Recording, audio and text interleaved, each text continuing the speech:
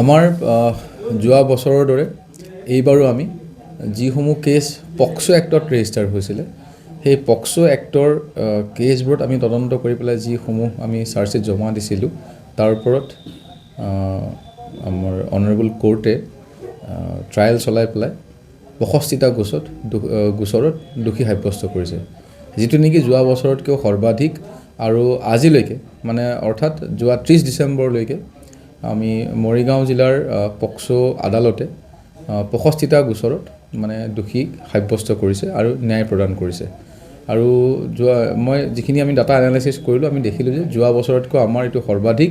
আৰু আমাৰ যিসকল OC আৰু আয়ুসকল আছে, যিসকলে নেকি এনেকুৱা ধৰণৰ যিবোৰ অলপ হিনিয়াছ ক্ৰাইম, যিবোৰ জেনেৰেলি ক্ৰাইম এগেইনষ্ট চিলড্ৰেন সৈতে জড়িত, সেইবোৰত আমি গুৰুত্ব প্ৰদান কৰি পেলাই সেইবোৰ আমি তদন্ত কৰিছিলোঁ। আৰু চাৰ্জশ্বিট আমি উইদিন ষ্টিপুলেটেড টাইমত আমি জমা দিছিলোঁ আৰু তাৰ ওপৰত আমাৰ মহামান্য আদালতে এইখিনি ন্যায় প্ৰদান কৰিছে। তো আজিলৈকে এইটো আজি এটা দিন বাকী আছে, ৩১ তাৰিখ। আজিও হয়তো আমি কিছু তেনেকুৱা আমি ৰায় পাবলৈ আমি সক্ষম হ'ম। পক্সো গোচৰৰ ক্ষেত্ৰত এইটো অসমৰ মই ভাবোঁ যে এতিয়ালৈকে আজিলৈকে আমাৰ যিখিনি আমি ডাটা এনালাইচিছ কৰিছোঁ, মৰিগাঁও জিলাতেই সৰ্বাধিক পক্সো গোচৰত দোষী সাব্যস্ত হৈছে। না, আমি টোটেল আমাৰ কেছ আমি ৰেজিষ্টাৰ্ড আমি ১২৮টা কেছ ৰেজিষ্টাৰ হৈছিলে। আমি ১২০টা কেছত আমি চাৰ্জশ্বিট দিছিলোঁ, যি 8টা এইকেইটা ৰিচেণ্টলি হোৱা।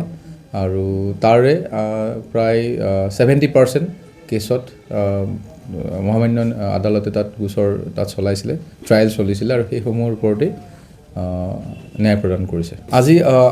আজি প্ৰায় 10 দিনমান আগত জাগিৰোড থানাত আমাৰ এটা ৰিপৰ্ট হৈছিলে, 3গৰাকীকৈ নাবালিকা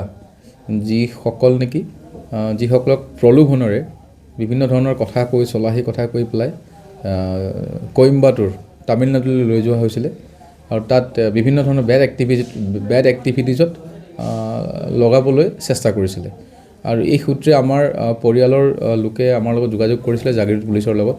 আৰু আমি গোটেইখিনি চাই পেলাই তাত তামিলনাডু পুলিচৰ সৈতে যোগাযোগ কৰি পেলাই আমি আমাৰ টীম এটা গৈছিলে WSI মুন শইকীয়াৰ নেতৃত্বত। আৰু গৈ পেলাই তাত লোকেল পুলিচৰ সহযোগত আমি 3গৰাকী নাবালিকাক আমি উদ্ধাৰ কৰিবলৈ সক্ষম হ'লোঁ। লগতে যিগৰাকী একিউজড আছিলে, সবিতা দাস, শিলচৰৰ হয়, আশ্ৰম ৰোড শিলচৰ। আৰু এই সবিতা দাসকো আমি তাত এপ্ৰিহেণ্ড কৰিলোঁ।